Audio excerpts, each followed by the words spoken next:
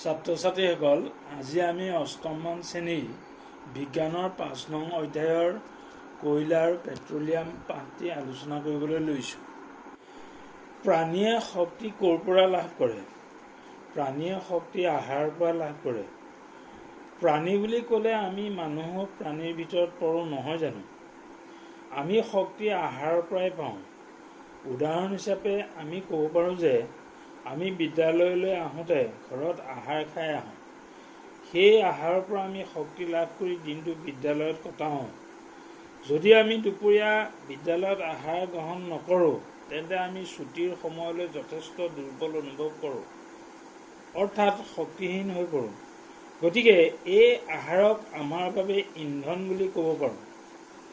এই ইন্ধনে আমাৰ দেহৰ কাৰ্যক্ষমতা সক্ষম কৰি তোলে। ঠিক তেনেদৰে আমাৰ কিছুমান যন্ত্ৰপাতি, উদ্যোগ, কল কাৰখানা, যান বাহন ইত্যাদিবোৰ কাৰ্যক্ষম কৰিবলৈ ইন্ধনৰ প্ৰয়োজন। যেনে পেট্ৰল, কয়লা, ডিজেল ইত্যাদিবোৰ হৈছে ইন্ধন। আগতে ৰেলত ডিজেল বা বিদ্যুৎ ব্যৱহাৰ কৰা হোৱা নাছিল, চলোৱা হৈছিল। এই ভাপ ইঞ্জিন হ'ল পানী গৰম কৰি ভাপৰ সহায়ত ৰেলগাড়ী চলোৱা হয়। চিত্ৰত দেখুওৱাৰ ধৰণে ১ নং চিত্ৰত ভাপ ইঞ্জিনৰ সহায়ত ৰেলগাড়ী চলোৱা হৈছিল। এই ভাপ ইঞ্জিনত কয়লা ব্যৱহাৰ কৰি পানী গৰম কৰি চলোৱা হৈছিল।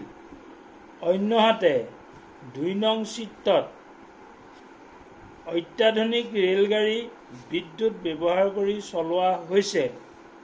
বিদ্যুৎ ইন্ধন হিচাপে ইয়াত ব্যৱহাৰ কৰা হৈছে।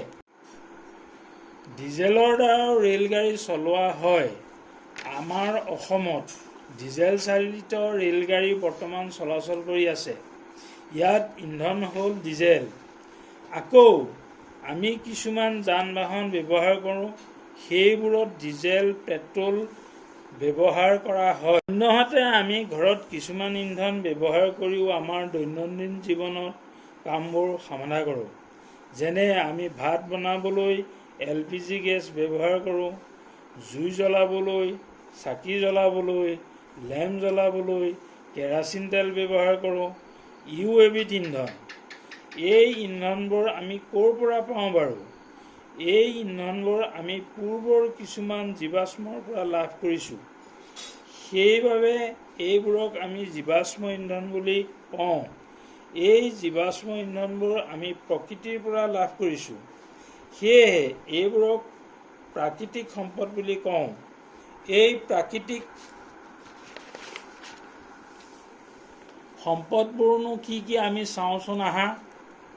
প্ৰাকৃতিক সম্পদ: সূৰ্যৰ ৰশ্মি, বায়ু, অৰণ্য, বনৰীয়া জীৱ, কয়লা, পেট্ৰলিয়াম, প্ৰাকৃতিক গেছ, পানী আদি প্ৰাকৃতিক সম্পদ। যিবিলাক সম্পদ আমি প্ৰকৃতিৰ পৰা পাইছোঁ, সেইবোৰকে প্ৰাকৃতিক সম্পদ বোলে। অন্যহাতে সম্পদ বুলি ক'লে কি বুজা বাৰু? যিবিলাক বস্তু আমাৰ ব্যৱহাৰৰ উপযোগী, সেইবিলাককে আমি সম্পদ বুলি কওঁ। ধৰি লোৱা, পেন এটা তোমাৰ বাবে সম্পদ, কাৰণ তুমি লিখিবলৈ ব্যৱহাৰ কৰা। কিন্তু পেনটোত যদি ৰিফিল এদায় হয়, তেতিয়া তাক তুমি পেলাই দিব লগা হয়। তেতিয়া ই সম্পদ নহয়। গতিকে সম্পদ হ'বলৈ হ'লে কোনো এটা বস্তু ব্যৱহাৰৰ উপযোগী হ'ব লাগিব। গতিকে সম্পদবোৰ কিছুমান মানুহে সৃষ্টি কৰা আৰু কিছুমান প্ৰকৃতিৰ পৰা পোৱা যায়। ইয়াত আমি প্ৰকৃতিৰ পৰা পোৱা সম্পদসমূহৰ বিষয়ে আলোচনা কৰিম। এতিয়া প্ৰকৃতিৰ পৰা পোৱা সম্পদসমূহক দুটা ভাগত ভাগ কৰিছোঁ। এটা হৈছে অনিঃশেষীয় প্ৰাকৃতিক সম্পদ আৰু আনটো হৈছে নিঃশেষীয় প্ৰাকৃতিক সম্পদ। প্ৰাকৃতিক সম্পদ মানে হৈছে যিবিলাক ব্যৱহাৰ কৰি থাকিলেও শেষ হৈ নাযায়। প্ৰকৃতিত এইবোৰ অপৰ্যাপ্ত পৰিমাণে পোৱা যায়, যাক আমি ব্যৱহাৰ কৰি থাকিলেও শেষ হৈ নাযায়। যেনে সূৰ্যৰ ৰশ্মি, পানী, বায়ু। সূৰ্যৰ ৰশ্মিৰ সহায়ত উদ্ভিদে খাদ্য প্ৰস্তুত কৰে আৰু বায়ুমণ্ডললৈ অক্সিজেন যোগান ধৰে। আৰু সৌৰ শক্তি ব্যৱহাৰ কৰি আমি সৌৰ বিদ্যুৎ কোষ সৌৰতাপ আদি উৎপন্ন কৰোঁ। আৰু নিঃশেষীয় প্ৰাকৃতিক সম্পদবোৰ হৈছে আমি যদি অনবৰতে ব্যৱহাৰ কৰি থাকোঁ তেন্তে এদিন সেইবোৰ শেষ হৈ যাব। যেনে খনিজ সম্পদবোৰ কয়লা, পেট্ৰল, ডিজেল, অৰণ্য, বনৰীয়া জীৱ ইত্যাদি।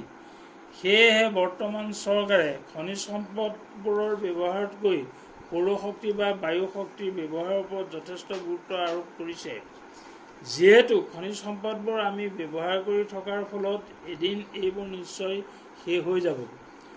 অন্যহাতে সৌৰশক্তি বা বায়ু শক্তি ব্যৱহাৰ কৰি থাকিলেও এইবোৰ একেবাৰে শেষ হোৱাৰ ভয় নাথাকে। এতিয়া আমি কয়লাৰ বিষয়ে জানি লওঁ আহা। তোমালোকে হয়তো কয়লা দেখিছা বা ইয়াৰ বিষয়ে শুনিছা। ই শিলৰ দৰে কঠিন আৰু ক'লা বৰণীয়া।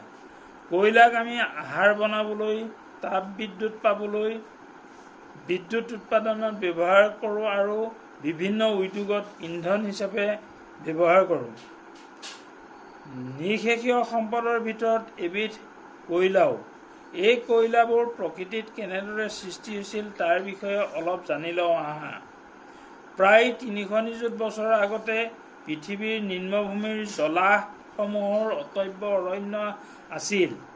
বানপানী, ভূমিকম্পৰ নিচিনা প্ৰাকৃতিক প্ৰক্ৰিয়াৰ ফলত এই অৰণ্যসমূহ মাটিৰ তলত পোত খাই গৈছিল। তাৰ ফলত অধিক পৰিমাণৰ মাটি জমা হৈ গৈ থকাৰ ফলত হেঁচা পৰি এইবোৰ সংকুচিত হৈ গৈছিল। এইবিলাক যিমানে গভীৰলৈ সোমাই গৈছিল, এইবোৰৰ উষ্ণতাও বাঢ়িছিল। উচ্চ চাপ আৰু উচ্চ উষ্ণতাত এই মৃত উদ্ভিদসমূহ ধীৰে ধীৰে কয়লালৈ ৰূপান্তৰিত হয়। এটা সময়ত এইবোৰ প্ৰথমে পিট আৰু তাৰ পাছত লিগনাইট, বিটুমিনাছ, এন্থ্ৰাচাইট গঠন হৈ কয়লাৰ উৎপত্তি হৈছিল। এই মৃত উদ্ভিদবোৰ যিহেতু কাৰ্বন কণাৰে গঠিত, সেয়েহে কয়লাৰ প্ৰধান উপাদান কাৰ্বন। এই মৃত উদ্ভিদৰ পৰা মন্থৰ গতিৰে কয়লালৈ ৰূপান্তৰিত হয়। এই প্ৰক্ৰিয়াটোকে অংগাৰীকৰণ বোলা হয়। মৃত গছ-গছনিৰ পৰা অৱশিষ্টৰ পৰা সৃষ্টি হোৱা বাবে কয়লাক জীৱাশ্ম ইন্ধন বুলিও কোৱা হয়। চিত্ৰত দেখুওৱাৰ দৰে প্ৰথমতে পিট, লিগনাইট, বিটুমিনাছ, এন্থ্ৰাচাইট গঠন হয়। এইবোৰো কয়লাই। ইয়াত কাৰ্বনৰ পৰিমাণ বেলেগ বেলেগ। আমি খৰি পুৰিলে কাৰ্বন ডাই অক্সাইড ওলায়। ইয়াত কাৰ্বন চি মানে কাৰ্বন আৰু অ' মানে অক্সিজেন অৰ্থাৎ কাৰ্বন ডাই অক্সাইড ওলায়। কাঠত কাৰ্বন থাকে। যিবিলাক গছ মাটিৰ তললৈ সোমাই গৈছিল সেইবোৰত কাৰ্বন থাকিব। চিত্ৰত দেখুওৱাৰ দৰে কাৰ্বনৰ পৰিমাণ বেলেগ বেলেগ হয়। যিহেতু অলপ তলতে যিটো পোৱা যায় সেইটো হ'ল লিগনাইট। ইয়াত কাৰ্বনৰ পৰিমাণ 38%। তাৰ পিছৰ স্তৰটো হ'ল বিটুমিনাছ। তাত কাৰ্বনৰ পৰিমাণ হ'ল 65%। আৰু একেবাৰে তলত হ'ল এন্থ্ৰাচাইট। তাত কাৰ্বনৰ পৰিমাণ হ'ল 90%। এই কাৰ্বনৰ পৰিমাণ যিমানে বেছি, সেইবিধ কয়লাও সিমানে উন্নত ধৰণৰ হয়। অৰ্থাৎ যিমানে তললৈ যোৱা যায় সিমানে উন্নত ধৰণৰ কয়লা পোৱা যায়। ইয়াৰ পিছত আমি কোক বুলি এবিধ কয়লাৰ দৰে ক'লা কঠিন সচিত্ৰ পদাৰ্থ চিত্ৰত দেখুওৱাৰ দৰে পাওঁ।